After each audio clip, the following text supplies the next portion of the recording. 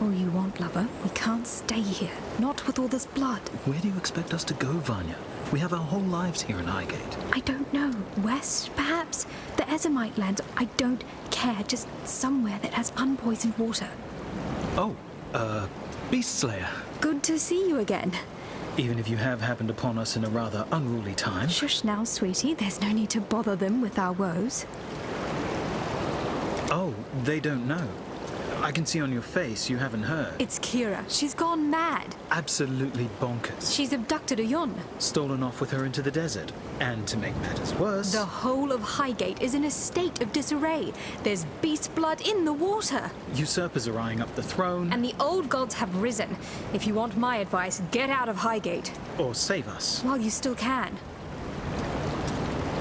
You must have encountered men and women like us before. Relic hunters. Collectors of rare antiquities. Anyway, Vanya and I are the best in the business. And we need your help locating a particularly rare item. Sweet. I was working them into it. It's an ancient sword belonging to the Maraketh goddess Garukan. The Stormblade, some call it. A weapon carved from crystal, capable of capturing even the most powerful of storms within its rigid edge. The goddess lost it somewhere in the eastern desert during her ancient battle against the necromancer Suresh and his undead horde. According to our research. Find the blade for us and we will make it worth your while. We'd do this ourselves, but what with the political unrest in Highgate as of late? We fear leaving, lest we find the gateways barred and ourselves without a home.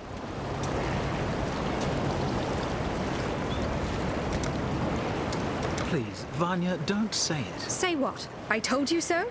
Well, I never trusted Kira. Her need to control everything, no matter the cost, was never a trait I held much faith in. Yes, but ambition is not the problem. I have ambition. Do you not... Of course, I trust you, sweetie, but you're not about to go killing everything that moves in exchange for a bit of power now, are you? Well, I trade dreams of power for dreams of you, my sweets, any day. Oh, Pataris. Irasha? Well, she's the best we've got. Strong, purposeful, an honorable warrior. I think the description you're failing to provide, love, is stick in the mud. Stick in the mud? Yes, as stubborn and serious as they come. You just don't like her because she treats you differently. Irasha is a stuck-up elitist. She refuses to see me as a woman. Oh, sweets. You're more woman to me than all of them put together.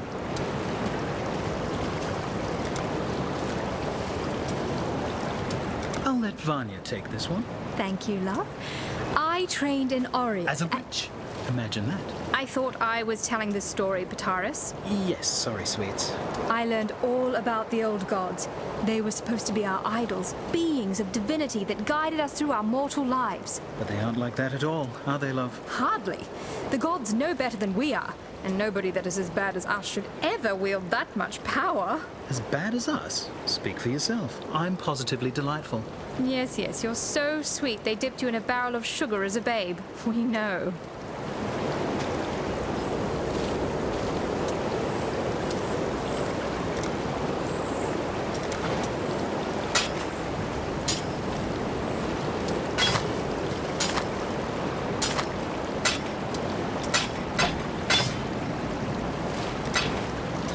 See you.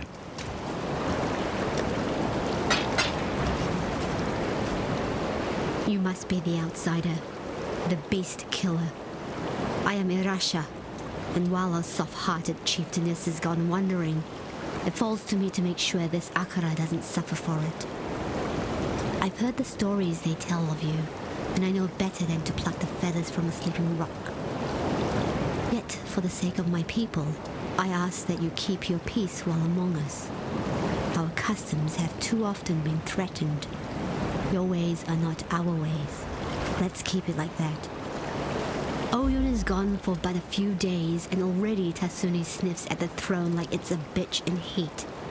Ruled by a man. You need only walk amongst the ruins of San to understand that folly. Well, his desires are but wants and lusts while Oyun still lives.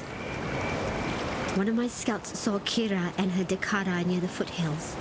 They had Oyun bound to the back of a rower like a hunter's prize, and the Sekema feather, our symbol of leadership, worn by her captor. Whether Kira works alone or in pact with her brother Tasuni, I know not.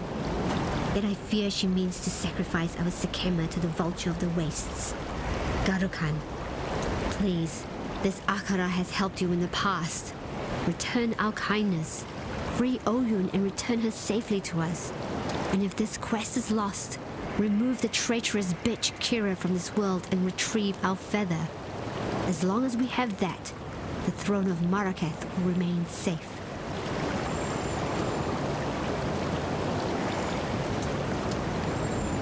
No matter where you come from or who you might be, we were all birthed by a mother. Our mothers protected us and gave us nourishment. It is our duty in life to honor that great task. Without a mother, none would tread this dirt today. The most important commandment in our people's tradition is this: honor the mother. Arrogant men always seek to control that which they should not, as if that dangling piece of meat between their legs is somehow meant to lead them to power and glory. Men don't have the mind for leadership. Without guidance, they destroy all they touch. Leave the trials of power to women. We, who know how to nurture, how to grow, how to protect. Two of the very few outsiders I've met worth a lick of salt. I'm not saying I think they should have as much sway in the Akara as they do. But the fact is, the people like them. Oyun like them. And despite their clumsy attempts to adopt some of our traditions, I like them as well.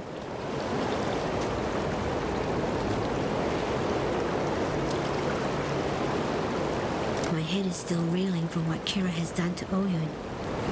That bitch looked at me day in and day out and proclaimed herself loyal unto death. She has shown her true face in the end.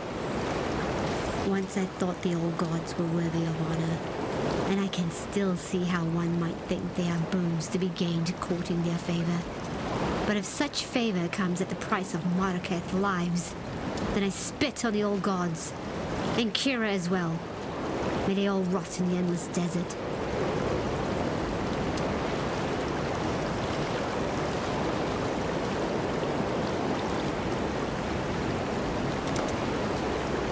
I would offer prayers up to the goddess of the breeze as a child, and listen to her voice sing and whisper as she danced through my family's wind chimes.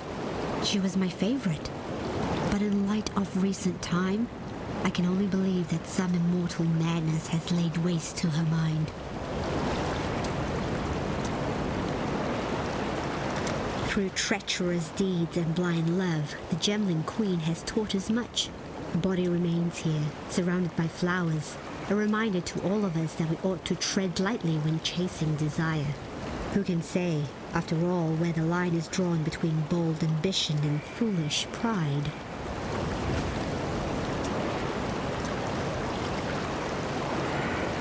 My Dakara and I have vowed to protect our people, and so we keep our eyes sharp and our blades even sharper.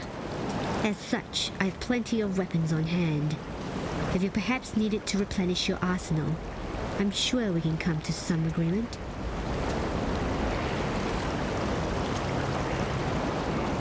Though you showed a mighty bravery when you slew that horrendous beast, by the thoughtlessness of your actions, you have caused great trouble to fall upon our home. The water runs red with toxic corrupted blood. Now our people must travel far to fill their flasks and feed their livestock. It's as if we're in the midst of a great drought, while the water mocks us from within our own village.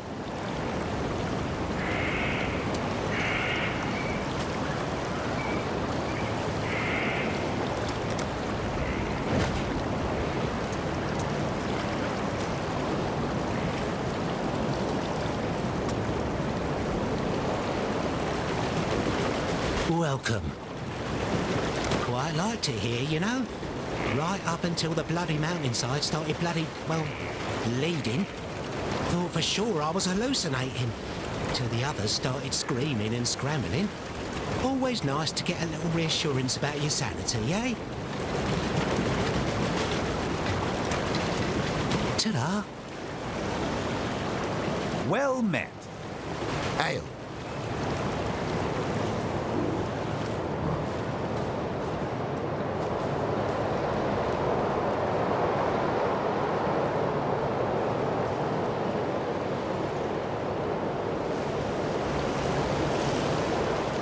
The nightmares are but whispers now, yet like prophets, cowering within crevice and crack.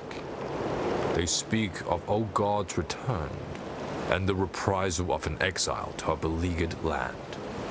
My sister Kira has grown obsessed with the vulture of the wastes, our goddess Garukan.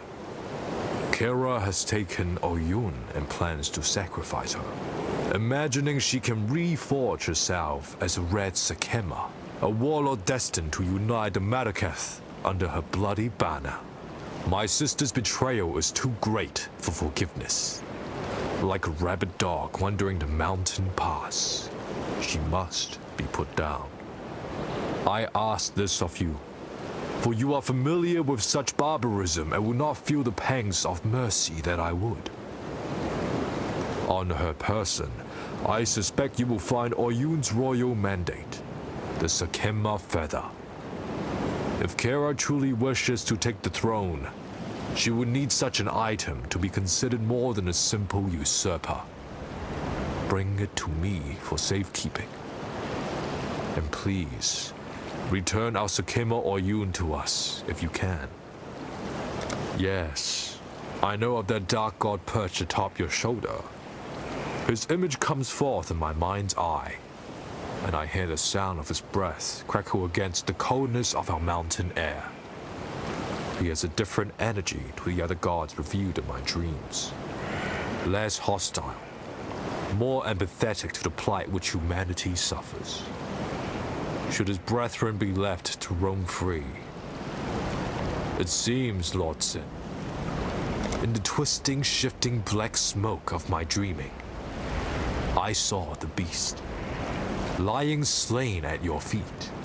I saw the rise of the old gods, the rigid, dusty remains, springing in sudden haste to life. I saw the growing of their power.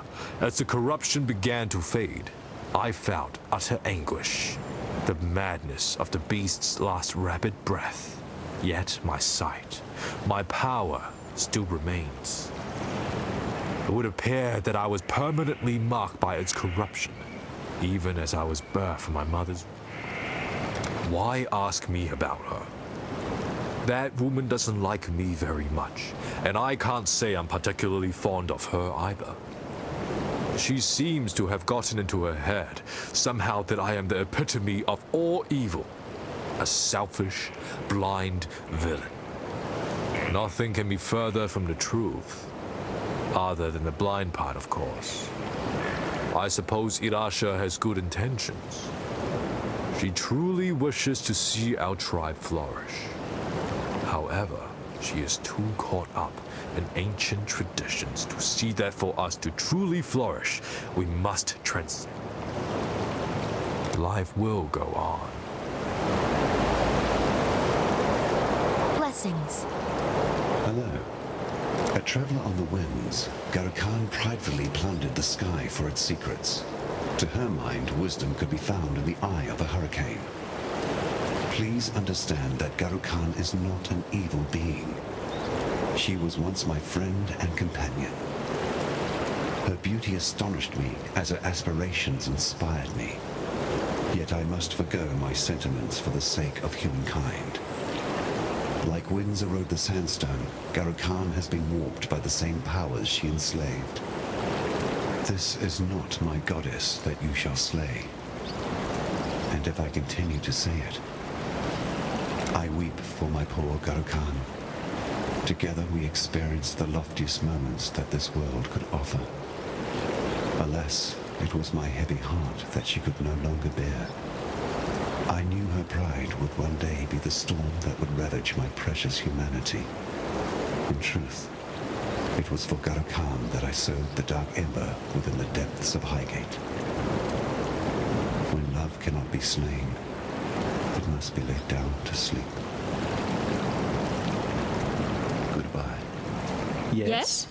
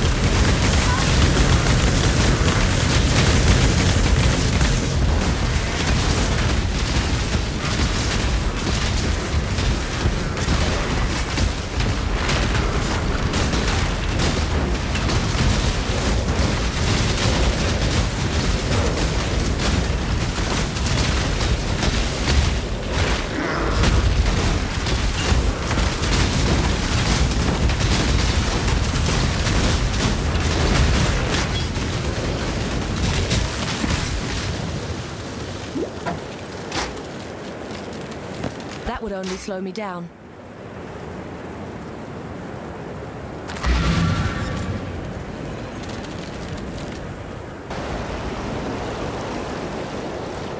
What can we do for you?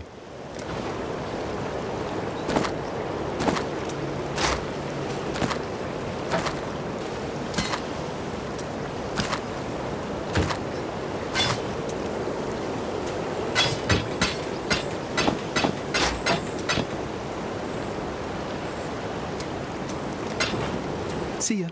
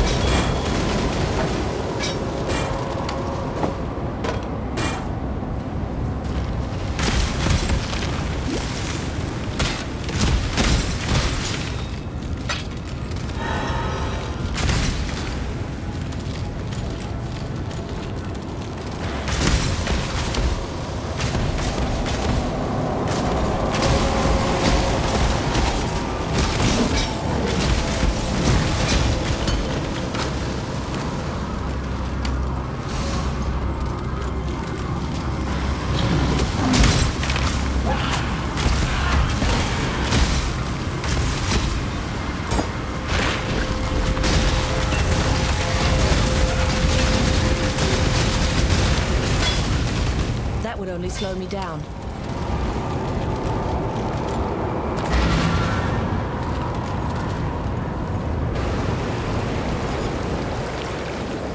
What can we do for you?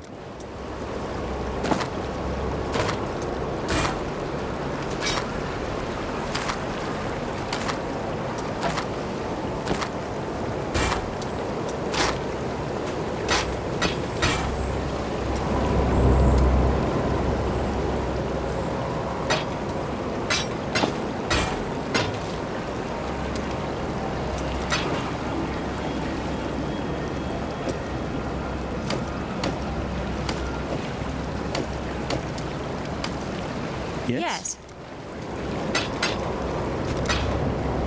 Good luck.